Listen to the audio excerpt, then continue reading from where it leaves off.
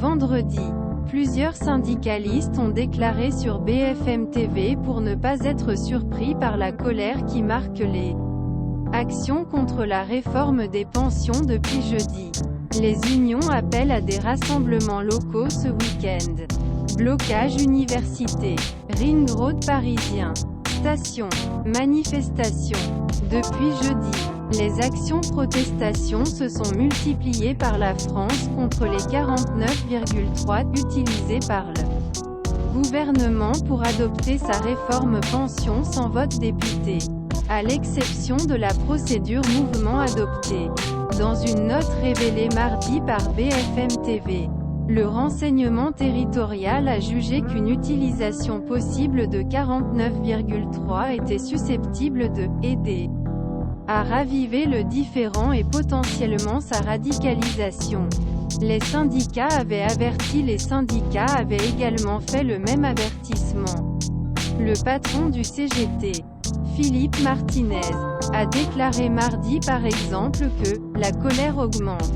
Et quand il y a beaucoup de colère, il peut y avoir des choses qui ne sont pas acceptables. Thomas Vacheron, membre de la gestion confédérale du CGT, ne semble pas être surpris par les mouvements qui ont émergé depuis jeudi. Nous avons alerté plusieurs fois, a déclaré le syndicaliste de BFM TV ce vendredi, décrivant « des cris extrêmement puissants enjérinent le pays. Nous ne devons pas être surpris, dans ce contexte. Les syndicats ne veulent pas rester sur la touche avant jeudi prochain et le 9e jour de mobilisation contre la réforme des pensions décrétée par l'Inter-Union après l'annonce du 49.3. Toutes les organisations syndicales appellent des rassemblements syndicaux et de proximité tout le week-end, a déclaré Thomas Vacheron. Le CGT a également appelé à « amplifier » le mouvement. Si Pascal Lagrue, secrétaire général de la Force ouvrière Rhône, dit qu'il n'approuve pas la violence qui a pu émoiller certaines actions, à Marseille et Nantes en particulier, il considère que, lorsque chaos ou le trouble est excité, nous ne devons pas être excités à soyez surpris, à un moment donné, de subir les conséquences, et dénonce le « déni démocratique » exploité par gouvernement. Arnaud Marcinkiewicz, des travailleurs ferroviaires CGT, observe une « réaction émotionnelle et sociale à la brutalité du gouvernement, ce 49.3. Nous le prenons pour nous. Cela va au-delà Parlement. C'est pour tous les travailleurs et les travailleurs qui y sont imposés, il a dit ce vendredi sur BFM TV. Un appel à « durcir », le mouvement. D'autres appellent également à « durcir », le mouvement de protestation contre la réforme des pensions.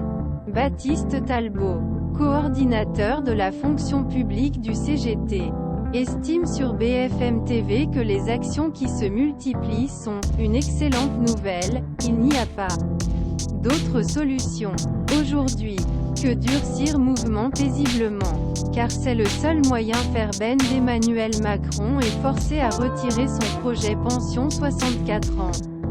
Nous allons donner librement la créativité des travailleurs sur les lieux de travail et nous assurerons qu'ils se retrouvent aussi souvent que possible, à la fois lors de démonstrations interprofessionnelles à l'appel l'Inter-Union mais aussi entre, explique Olivier Matteux, secrétaire général du CGT des Bouches-du-Rhône.